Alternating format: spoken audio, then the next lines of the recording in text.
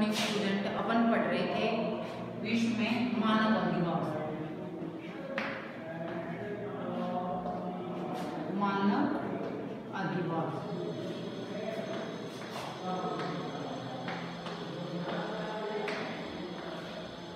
मैंने तुम्हें बताया था कि मानव अधिवास क्या होता है। अधिवास होता है जो समूह में, संगठित समूह में जो मनुष्य रहता है उसे अधिवास कहते हैं। ठीक है, अब यह दो प्रकार के बताए थे मैंने। कौन कौन से? मानव अधिवास कितने प्रकार के होते हैं?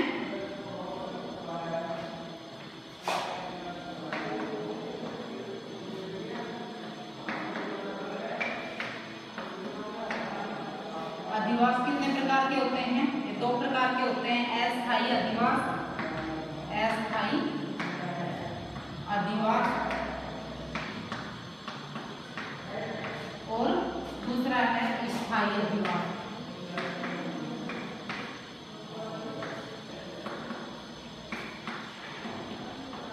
अब अस्थायी अधिवास में मैंने तुम्हें बताया भी था कि अस्थायी अधिवास में जो पहले जब तक मनुष्य में सभ्यता का मतलब विकास नहीं हुआ था तब तक अस्थायी अधिवास के रूप में ही वो रहता था। अस्थायी अधिवास से क्या मतलब है कि वो परमानेंट कोई भी आवास बनाकर नहीं रहता था। कुछ दिन एक स्थान पर रहा, शिकार आखेट करने के चक्कर में एक स्थान से दूसरे स्थान पे घूमता रहता था। जैसे अपन ने पिछले जैसे लेसन में अपने पहला लेसन था ना वो जनजातियां, उसमें अपन ने पढ़ा भी था कि जैसे बुशमैन है, ये गोंड जनजाति है, बील है, ये एस्किमो जनजाति है।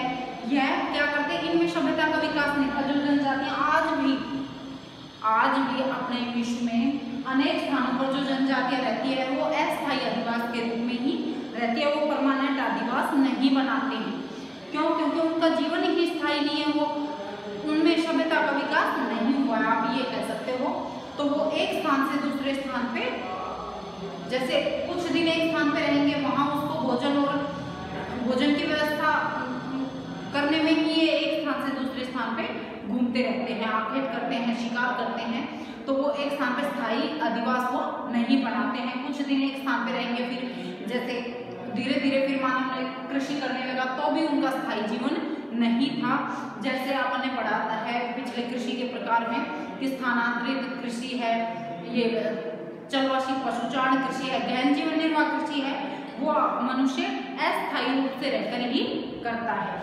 तो अस्थायी अधिवास तो ये हो गया। स्थायी अधिवास में फिर धीरे धीरे मनुष्य ने सभ्यता का विकास किया और उसने अपना स्थायी जीवन शुरू किया। तो इसमें स्थायी जीवन किस लिए शुरू किया? पहले तो उसका जीवन का कोई उद्देश्य नहीं था, मतलब उसमें सभ्यता का विकास तो सिर्फ और सिर्फ भोजन की तलाश में एक स्थान से दूसरे स्थान पे विचरण करता रहता था। लेकिन उसने जब स्थायी रूप से रहना शुरू किया, उसने कृषि करना आरंभ किया, उसके साथ साथ पशुपालन करना आरंभ किया, तो उसने स्थायी जीवन शुरू कर दिया। अब स्थायी जीवन शुरू कर दिया तो उसको रहने के लिए मकान भी चाहिएगा, आवास भी चाहिएगा। अब ये किस लिए स्थायी रूप से रहने लगा? सामाजिक, आर्थिक, सांस्कृतिक और राजनीतिक कारक जो थे ये उसको स्थायी जीवन जीने के लिए प्रभावित करते हैं। ये मैंने तुम्हें कल भी बताया था। तो इसमें स्थायी अधिवास में वो परमानेंट मतलब अपना आवास बनाकर रहने लग गए। अब जो जो सभ्यता का विकास हुआ, अब उसने पहले वो गहन जीवन निर्वाह कृषि करता था सिर्फ अपने भरण पोषण के लिए, फिर धीरे धीरे व्यापार वाणिज्य कृषि का विकास हुआ तो उसको पशु रखने के लिए भी जगह चाहिए, खुद के रहने के लिए भी जगह चाहिए, मकानों की जरूरत होती है ना आवास की। उसके बाद जैसे कृषि अधिक मात्रा में करने लगा तो जो उत्पाद थे, कृषि से प्राप्त उत्पाद थे, उनको स्टोर करने के लिए भी जगह चाहिए। तो उसने विभिन्न प्रकार के अधिवासों का निर्माण किया। अब अपन एक बार ये पढ़ लेते हैं कि ये अस्थायी अधिवास और स्थायी अधिवास। अब इसमें देखो, प्राचीन काल में मानव द्वारा कुछ, इसमें है प्राचीन काल में मानव द्वारा कुछ अधिवास शिकार, मौसम की अनुकूलता और पशुचारण एवं सुरक्षात्मक दृष्टिकोण से कुछ समय के लिए निर्मित किए जाते थे। कुछ समय के लिए, किस लिए? जो शिकार मैंने बताया वो अपने भोजन की तलाश में एक स्थान से दूसरे स्थान पे, देखो इसमें दे भी रखा है शिकार, मौसम की अनुकूलता। अब शिकार करने के लिए देखो इसमें शिकार, मौसम की अनुकूलता,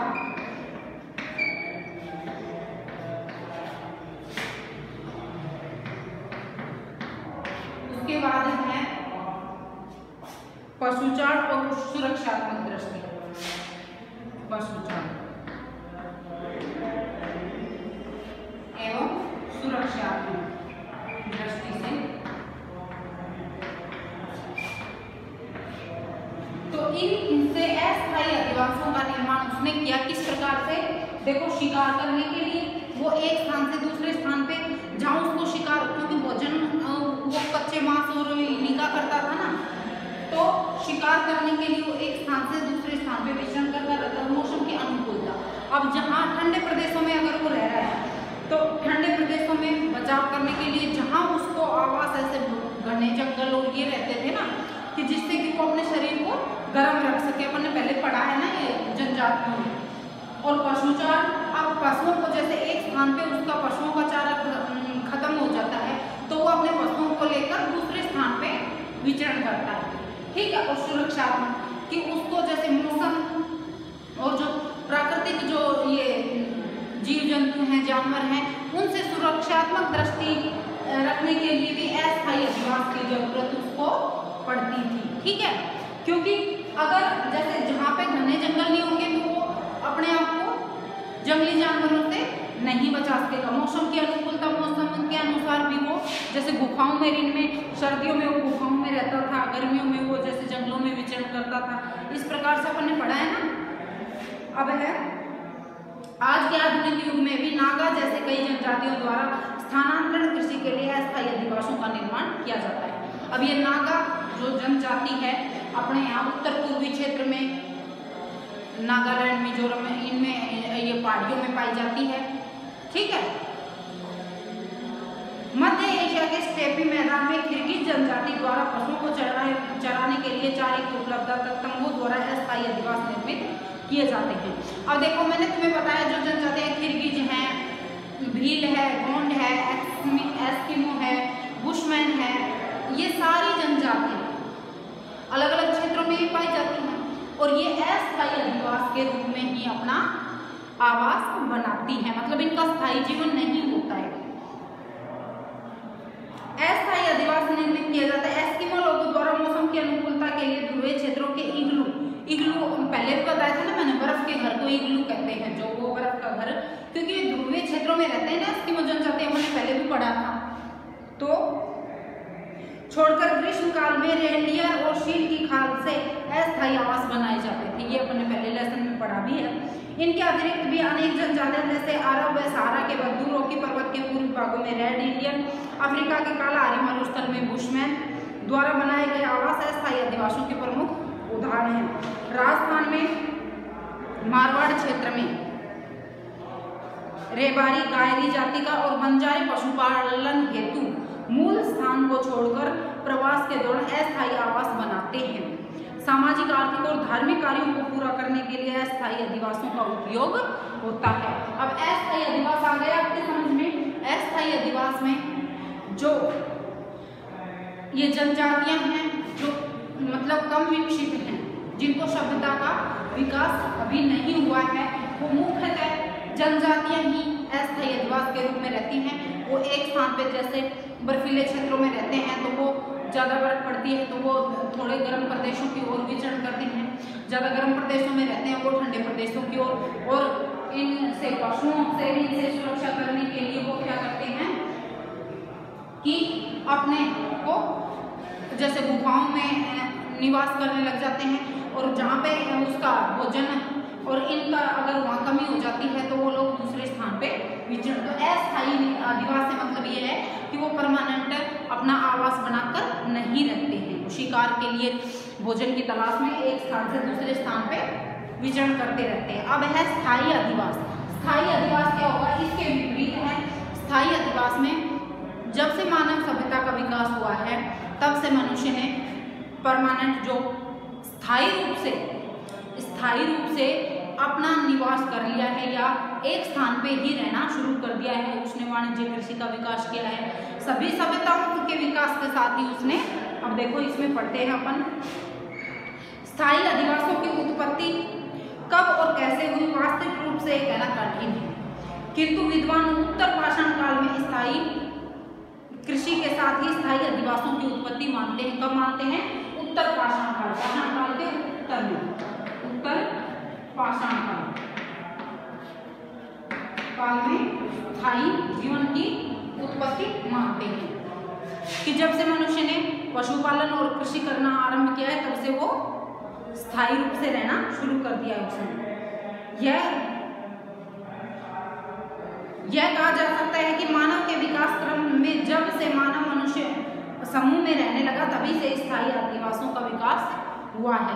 वो समूह में रहने लगा है, पशुपालन कृषि का विकास किया है तो उसने स्थायी जीवन शुरू कर दिया है। मानव अधिवास मानव की सभ्यता और संस्कृति के प्रतीक माने जाते हैं।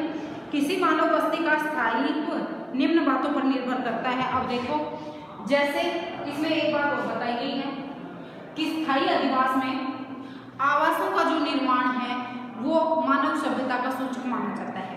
जैसे मैंने तुम्हें पहले भी बताया था कि जैसे बड़ी बिल्डिंगें, अब शहरों में विकास अधिक है तो बड़ी बड़ी बिल्डिंगें, मल्टीप्लेक्स कॉम्प्लेक्स बने हुए होते हैं ना, तो उसमें अब कहीं कच्ची बस्तियां हैं तो वहाँ का एरिया को देखते ही अपन पहचान जाते हैं कि यहाँ कम पढ़े लिखे लोग या कम आर्थिक रूप से जो निम्न है वो लोग यहाँ रहते हैं। तो जो जो मानव ने विकास किया है त्यो त्यो अधिवासों का निर्माण भी बदलता रहा है। अधिवासों का निर्माण देखकर ही अपन वहाँ आर्थिक रूप से कितनी प्रोग्रेस है, सांस्कृतिक आर्थिक सामाजिक ये कितना प्रोग्रेस है उसका आइडिया अपन लगा सकते हैं। अब इसमें देखो, एक बार ये बता देती हूँ।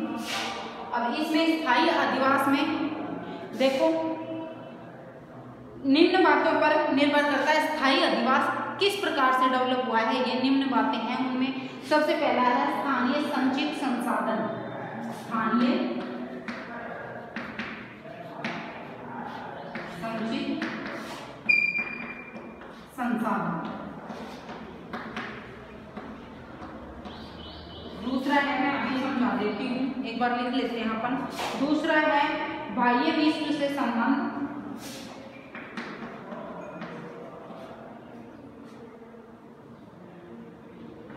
विश्व से संबंध।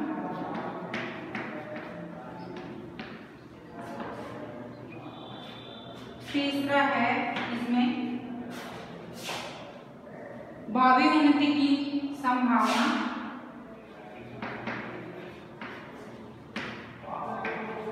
उन्नति की संभावना।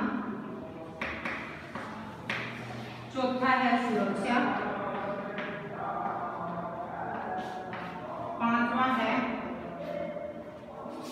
धार्मिक, सांस्कृतिक और आर्थिक कारण। ठीक है, धार्मिक, सांस्कृतिक और आर्थिक कारण।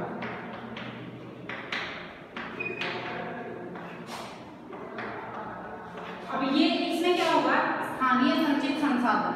अब स्थायी जीवन जब मनुष्य ने शुरू किया तो किन किन चीजों को ध्यान में रखकर उससे जो स्थानीय संचित संसाधन थे, जैसे अपन ने पहले भी पढ़ा है कि जितनी भी मानव सभ्यताएं हैं नदियों के किनारे विकसित हुई है। क्यों? क्योंकि उनको वहाँ पर्याप्त जैसे पानी मिल जाता था, पानी के पास रहने से वहाँ कृषि का भी विकास हुआ।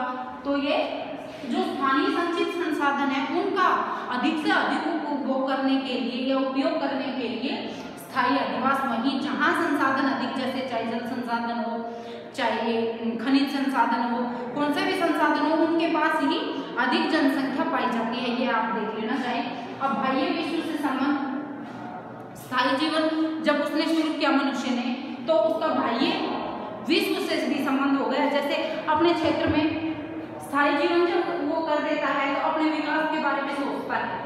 अब वो अपना विकास करने के लिए जैसे बाह्य विश्व से संबंध कि जैसे अपने कोई भी खनिज संसाधन अपन ने पढ़ा अभी, संचित संसाधनों का उपयोग वो अधिक से अधिक कर सकता है उनके पास रह के। दूसरा, जो संसाधन उसके पास वो दूसरे विश्व के दूसरे देशों से संपर्क करके वो मंगवा सकता है, क्योंकि स्थायी जीवन जब होएगा तभी तो उसको विकास की तरफ उसका ध्यान जाएगा, नहीं तो सिर्फ और सिर्फ वो अपने भरण पोषण के लिए एक स्थान से दूसरे स्थान पे, मतलब भोजन की तलाश में भी वो, जैसे अस्थायी जीवन में तो वो भोजन की तलाश में ही एक स्थान से दूसरे स्थान पे घूमता रहता था, उसको संसाधनों का इनका उपयोग का ज्ञान ही नहीं था। अब है भावी उन्नति की संभावना। अब वो जब तक स्थायी जीवन नहीं शुरू करेगा मनुष्य, तब तक उसके जीवन में कि किस प्रकार से अपन को उन्नति करनी है, किस प्रकार से अपन को उन्नति करनी है, किस क्षेत्र में करनी है, अपने पास कौन कौन से संसाधनों की कमी है, कौन कौन से संसाधन अधिक हैं जिनका कि अपना उपयोग करने के बाद भी अपने पास बच जाते हैं, तो वो दूसरे देशों को भेज देता है। आयात और निर्यात व्यापार वाणिज्य विकसित होता है ना, जब तक वो स्थायी जीवन नहीं शुरू करेगा किया था तब तक इन चीजों का कोई काम ही नहीं था, क्योंकि उसको सोचे तो तब गाना था उसके पास कोई जैसे परमानेंट चीजें होंगी कि उनका अपन कैसे उपयोग कर सकते हैं, क्योंकि उनका तो इतना विकास उसने किया ही नहीं था। अब है कि आगे है सुरक्षा। सुरक्षात्मक दृष्टि से भी उसने स्थायी आदिवासों का प्रयोग, आदिवासों का निर्माण किया। क्यों? क्योंकि अब जैसे जंगलों में वो एक स्थान से दूसरे स्थान पे घूमता रहता था, अपन ने पढ़ा ना है स्थायी आदिवास में कि वो एक स्थान से दूसरे स्थान पे घूमता रहता था, तो उसमें उसकी सुरक्षा नहीं थी। क्यों? क्योंकि वो जैसे जंगलों में रहता, जंगलों में दूसरे जो जंगली जीव जंतु थे उनसे उसको हमेशा भय बना रहता था। लेकिन जब वो स्थायी आदिवास के रूप में या स्थायी आवास के रूप में वो रहने लग गया एक स्थान पे, तो देखो अपना मकान चाहे वो कच्चा हो चाहे पक्का हो, तो कच्चे मकान में भी एक बाउंड्री बना लेते हैं अपन, सुरक्षात्मक दृष्टि से सुदृढ़ कर लेते हैं ना उसको, कि कोई भी दूसरा व्यक्ति आकर या पशु पक्षी जानवर जो भी हैं, जंगली जानवर जीव जंतु, इनसे सुरक्षा कर सके। तो सुरक्षात्मक दृष्टि से भी उसको स्थायी अधिवास की आवश्यकता पड़ी थी। धार्मिक, सांस्कृतिक और आर्थिक कारक के रूप में भी स्थायी अधिवास विकसित करने पड़े, क्योंकि जब तक मनुष्य एक स्थान पर नहीं रहेगा तब तक उसका धार्मिक, सांस्कृतिक और आर्थिक विकास नहीं हो सकता। क्योंकि सिर्फ और सिर्फ अगर वो जैसे एक स्थान से दूसरे स्थान पे अस्थायी रूप से घूमता रहेगा तो उसमें न तो कोई धर्म की भावना होगी, जब तक समूह में नहीं रहेगा वो संगठित समूह में, तब तक क्या उसका धर्म है क्या नहीं है कौन पूछेगा और किसको वो बताएगा। तो इन सब ये सारे कारक थे जो स्थायी अधिवास को प्रोत्साहित करते थे, ठीक है ना। अब इसके आगे है कि मानव अधिवासों का निर्माण निम्न उद्देश्यों की पूर्ति के लिए किया जाता था। अब इसी से मिलते जुलते वो आगे हैं कि ये तो जो कारक थे उसको स्थायी अधिवास के रूप में प्रभावित किया, ठीक है ना। दूसरा, इसके उद्देश्य क्या है? स्थायी अधिवास जो उन्होंने स्थायी आवासों का निर्माण किया था, इसके उद्देश्य क्या है? अब देखो इसके उद्देश्य देखते हैं अपन, ये मैं बता देती हूँ एक बार। स्थायी अधिवास के उद्देश्य में भी यही आ जाएगा। देखो जैसे भौतिक वातावरण से, वातावरण की कठोरता कम करने के लिए या मौसम परिस्थितियों से सुरक्षा, मौसमी परिस्थितियों से सुरक्षा, मौसमी परिस्थितियों से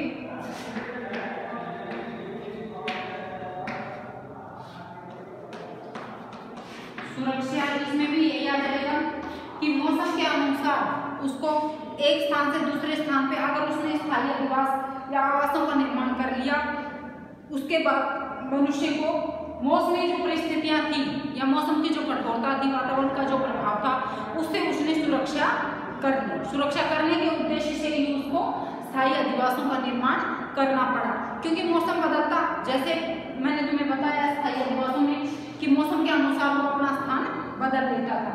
अगर दूसरा है, इसमें क्या क्या किया? खाद्य व उपयोगी सामग्री के भंडारण है। खाद्य व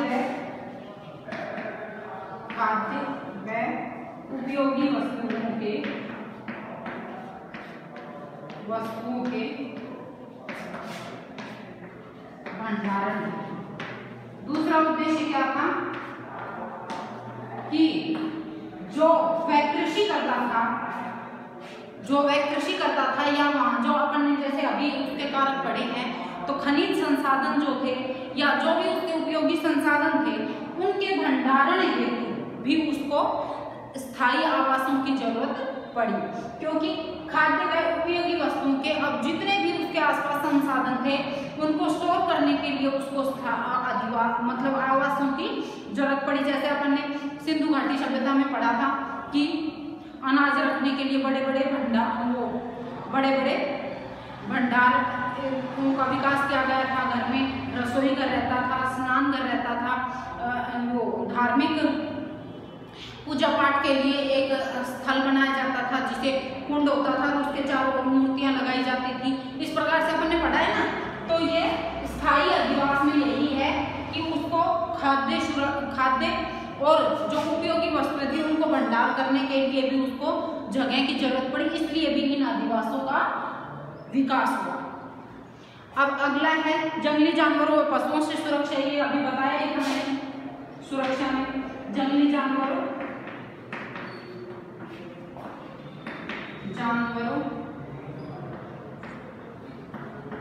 व पशुओं से सुरक्षा।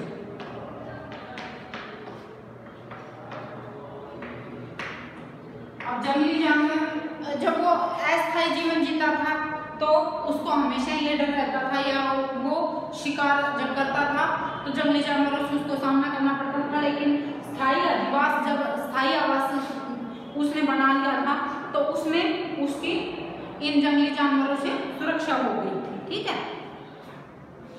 अब सामाजिक सांस्कृतिक, ये शैक्षणिक कार्यों के लिए चौथा है सामाजिक सांस्कृतिक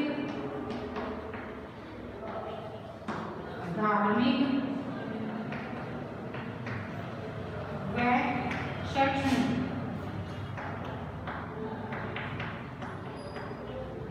कार्यों के लिए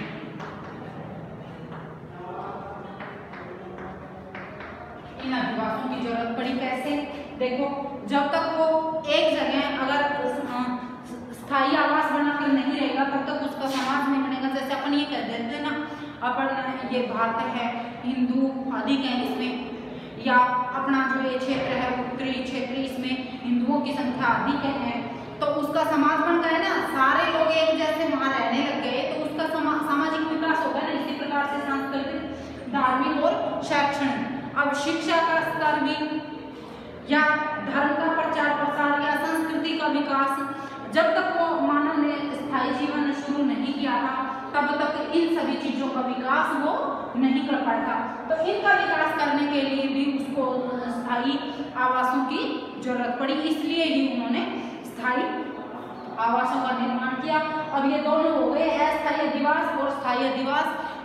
ये आपके आ गए होंगे समझ में कि प्राचीन काल में जब तक सभ्यता का विकास नहीं हुआ था तब तक तो अस्थायी आदिवासों का निर्माण होता था, या मतलब वो मानव का स्थायी जीवन नहीं था। फिर धीरे धीरे उसने जो जो सभ्यता का विकास किया, खनिज पदार्थों का उपयोग करने के लिए सुरक्षात्मक दृष्टि से, ये सभी कारक जो उसको प्रभावित करते थे, इनके लिए स्थायी अधिवासों का उपयोग वो करने लग गया और सभ्यता का विकास किया उन्होंने। अब आगे है मानव अधिवासों का वर्गीकरण, यह अपन कल पढ़ेंगे।